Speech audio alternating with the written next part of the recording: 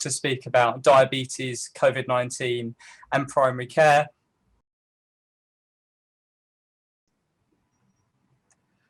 We're planning to cover a few different areas today, and I'll be taking you through some of what we know so far about the links between diabetes and COVID-19, and looking at that two-way relationship that's been put forward by some researchers. I'm also going to talk about some of the practical stuff, so what new resources are available to help people with diabetes keep well. And then Raj will be taking you through the impact of COVID-19 on primary care and the great progress that's been made with the vaccination programme. The start of the pandemic feels like quite a long time ago now, but it was a time of real uncertainty. We didn't know much about this new infectious disease, and we didn't have much good data, just a few early analyses from Wuhan. And then, of course, as COVID surged across the globe, lots of new research was taking place, and there's been a continual flow of new insights and developments. But even now, there's still lots we don't know. So let's start with looking at the effects of COVID-19 on people who already have diabetes. We're going to focus on a recent paper from Imperial College London about the change in patterns they've seen of diabetic ketoacidosis, which is also called DKA. This is a really serious problem that can happen in people with diabetes if their insulin levels are very low.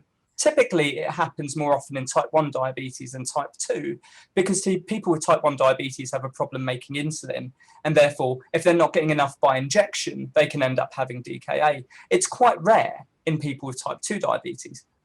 So the team at Imperial looked at the patterns of DKA they saw during the early pandemic and compared this to what they'd seen in previous years. So on that table on the right, if you look in that first column, it shows that over the previous 3 years, there were 89 people with type 1 diabetes they saw with DKA, and just 22 people with type 2 diabetes and DKA. So it clearly weighed towards type 1 diabetes in the numbers. And then if we look at the column next to it on the right, that shows what happened during the pandemic, or outbreak as they call it. There were 19 people with type 1 diabetes and DKA and 16 with type 2 diabetes and DKA. So much more similar numbers between type 1 and type 2 than in those previous years, and a really different pattern. So something clearly very different seems to be happening with more people than you'd expect with type 2 diabetes having DKA admissions.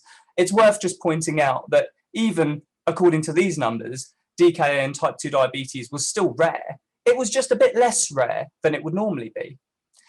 The other interesting aspect of this study is they looked at COVID-19 test results in those people who were admitted with DKA. And remember, this was the start of the pandemic, and testing wasn't like it is now. There were criteria about who could have tests. And of the 19 people with type 1 diabetes and DKA, 9 were tested for COVID-19 and just 1 was positive. And of the 16 with type 2 and DKA, again, 9 were tested, but 8 of them were positive. So what does this mean? It's really hard to draw firm conclusions. We know that being really ill can trigger DKA in type 2 diabetes, although it's still quite rare. And it may be that we're seeing the effect of some other changes that have happened during the pandemic, like people delaying seeking help when they're unwell because they were afraid of seeking help. However, there's been a lot of speculation about the possible direct effects of the virus on the insulin-making machinery in the pancreas. We don't know if this is real yet. They've done some post-mortem studies that have shown the virus in the pancreas, but we don't actually know if there's a toxic effect of the virus. It's an area of great interest, which I think we're going to see more about in the future. And similar to this, but less extreme, is there have been many reports of people with diabetes having high blood sugar levels after they've had COVID. Anecdotally, it's something I've seen in many people that I look after with type 2 diabetes who've had COVID. Again, lots of possible reasons why. It could just be being ill triggers a stress response, which causes insulin resistance and increases blood sugars. We've seen some other data that suggests that people have been gaining weight during the pandemic. Maybe that's part of it. Or it could be an effect of the virus on the pancreas. At this point, we just don't really know, but there's lots of research going on in this space. So now let's move on to the other side of this. How does diabetes affect COVID-19? We published a paper last year putting together different sources of data from across England and looking at the factors in people with diabetes that were associated with a higher risk of odds of dying with COVID-19. And those graphs on the right show the pattern of deaths over time in the first 19 weeks of 2020. And you've got that red line, which shows you in previous years, at that time of year, what death numbers were looking like. And then the green line, which shows you what the numbers were like in those first 19 weeks of 2020. And the graph at the top is type 1 diabetes, and the graph at the bottom is people with type 2 diabetes. And between the 16th of February 2020 and the 11th of May 2020, 1/3 of the people who died with COVID-19 in England had diabetes. The major risk factor we found, the one with the greatest impact, was age. Other risk factors were being male, being of Black, Asian or mixed ethnicity, living in a more socioeconomically deprived area, and having medical issues like kidney disease, heart failure and stroke. But two risk factors stood out because, unlike the other ones I've just said, these two are modifiable, so you can do something about them. That's high HbA1c, which is a marker of blood sugar control, and high BMI, which is a way of expressing weight after you've accounted for height. So looking more in detail at those two risk factors in people with, this is about type 2 diabetes in particular, this graph.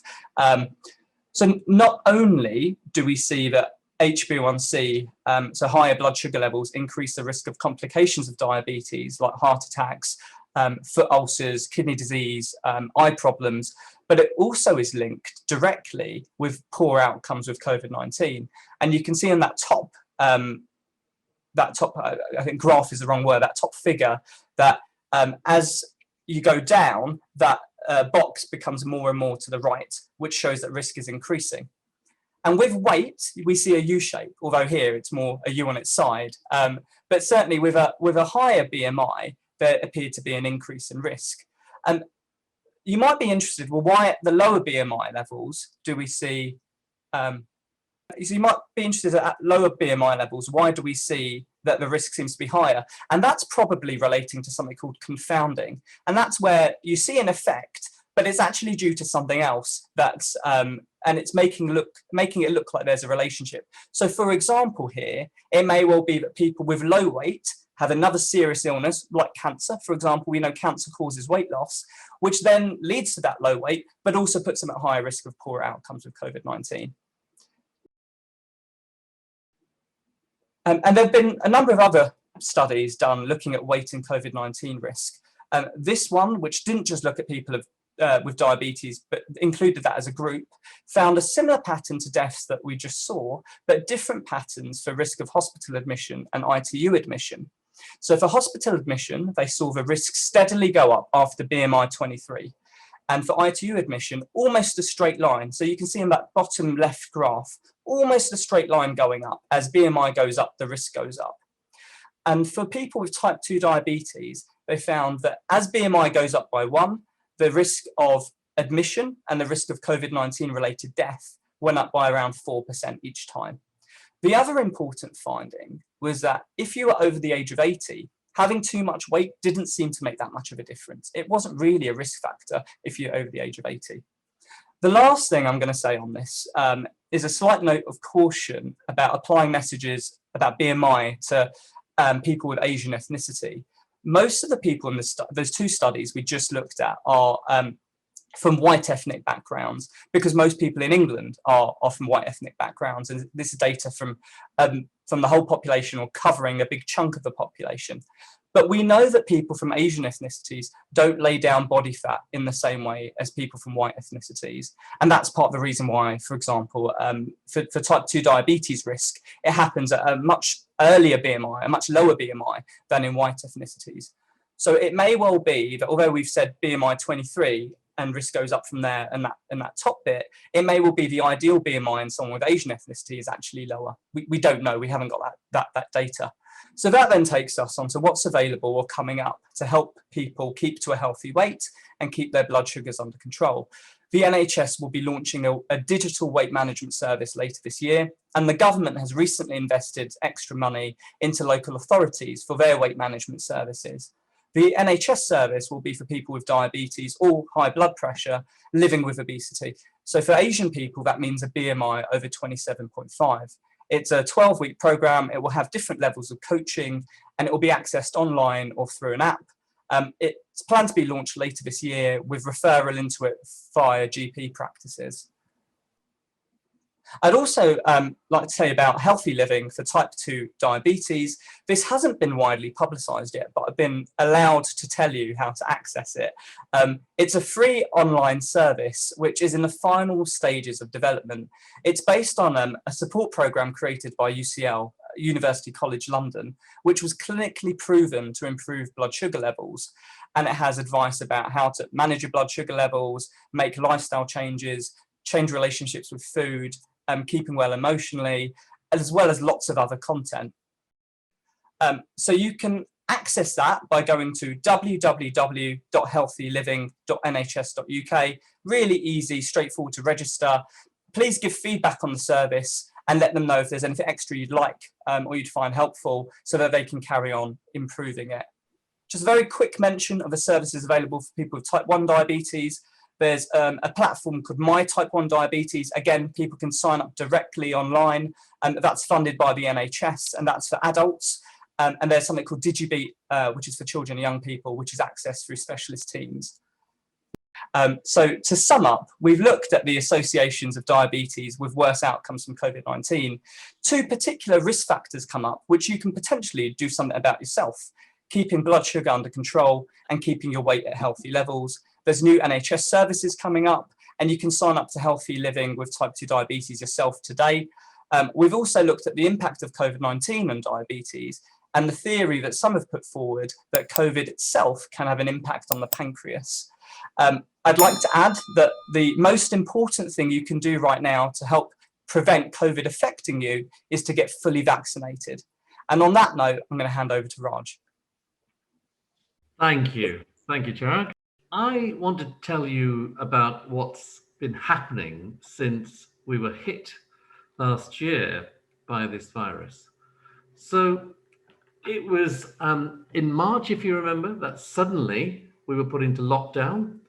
And prior to March, I recall that a number of us were spending some time talking with patients, talking with GPs, about how do you use technology in a different way. And at the time, I think we had maybe one in 100 GPs who was using video technology, who was using, and probably about 50% of GPs who were using phones as a way of consulting with patients, or even emails as a way of consulting with patients. And then suddenly things changed overnight, because we were told by the Prime Minister, stay at home. And that included whenever you access healthcare services. So doctors had to work really quickly and find different ways of consulting with their patients. And we were astounded that that doctors and patients suddenly adapted to using their phones, to using the camera on your phones, to using iPads, and in some cases computers. We had nurses in nursing homes who started to use things like pulse oximeters, remote blood pressure machines to interact with doctors.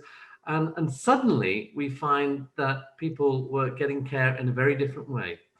And despite that, people continue to receive care in a very strange way, but nonetheless in a way that was responsive. We've come a long way since then, and suddenly we went from a point where everybody was terrified. Most people were terrified for their children, for their loved ones, and as time went on, we realised that COVID affected different people in different ways. And Chirag has explained beautifully how there are some factors which will increase your risks. And unfortunately, genetics and being Asian is one of them. And we don't know at this moment in time. We definitely know that we are more likely as Asians to get COVID. We're more likely to have a tough time with it. We're more likely to die from it. It's unclear whether we're also going to have persisting symptoms from COVID. But nonetheless, for the whole population, we're recognizing there's a proportion of the population who just don't seem to recover very quickly. So we have introduced a service which is called the Long COVID service, It's got a number of different names, but if you're worried that you've got symptoms which are going back to when you may have had COVID, then there is a brilliant site. Just Google Your COVID Recovery, NHS, and you will find something called Your COVID Recovery website, and you'll be able to find lots and lots of information about where to go for further help and further assistance. We really kind of challenged ourselves as to what we did and how we manage people at home, and gradually we started realizing that not everybody was under the same sort of risk, and we asked GPs to start working with their patients in a different way. And gradually, after the middle of last year, I know in Leicester and certain places like Manchester, where we remained in lockdown, where it felt like forever, it was probably slightly different. But people started opening their doors again, and people started to see people face to face. And certainly by the end of last year, we were finding that almost as many people were going to contact their GP by September, October, as there were before the pandemic started. And for those people, and various newspapers who've run headlines saying that general practice is closed, well, it never closed. It may have looked different, it may have felt different, you probably accessed it in a different way, but something like 280 million appointments took place in general practice over the last 12 months. This slide again shows where in April last year, when we were all terrified, we were, quite frankly, we were washing our shopping when it had arrived from Tesco's.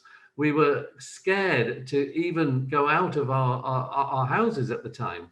And you saw there was a sudden drop in activity, sudden drop in appointments. But then suddenly by July, we started to find that people adapted to a new way of working.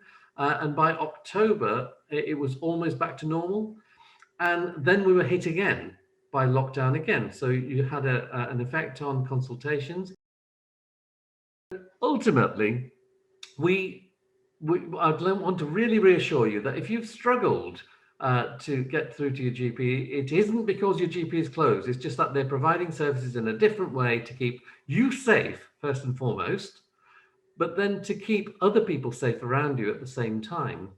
And GPs have suddenly found that they're being inundated. So you might find it's difficult to get through to a GP, but the GPs are finding that their services are being inundated because they've started offering online consultations. People are often consulting them now, when previously they may have gone to the pharmacy, or they may have gone to Dr. Google, or they may have found somebody else to get advice from. So a lot of this activity is new, a lot of the workload is new, and GPs are telling us that they're struggling. Nonetheless, and we're helping GPs increase the amount of video consulting that they're doing, because a lot of people, like my father, for example, when I gave him, when I was able to help him with an iPad, he actually said, this is actually easier than going out of my house and having to go to see the GP. My 86-year-old father, he's now managing to use a computer to order his repeat prescriptions. And that's despite the fact that he's got early dementia. So, just because somebody's elderly doesn't mean that they can't do it. But then just because somebody's young, that doesn't mean that that's the way they want to see their GP either. So we are looking at ways of, enabling people to see their GP through either, on a video, or by phone, or online if they can. But for a number of people, whether you've got difficulty with language, or you might have difficulty with your hearing, you might have difficulties just generally getting around. And for those people, I think we're asking GPs that if it is the right thing to do to see somebody face to face, you should really be doing that. And although there's been some sort of pushback with some GPs, the majority of GPs now are saying, yes, where a patient really needs to be seen face to face, we are seeing them face to face. And here's the thing, before 2020, I suspect there were maybe less than 1,000 people who'd seen their GP by video at any point in 10 years. And yet suddenly in last year, something like, over 125,000 video consultations took place just in 1 month. And just in 1 month, 2.5 million people had some sort of contact with their GPs but online. And, and it's quite right. People say I can do it with Amazon, I can do it with Boots, I can do it with so many other people. Why can't I do it in general practice? So just say that, look, the biggest thing is that we have now vaccinated over half the population, both first and second doses, and about a quarter of the population have had their first doses.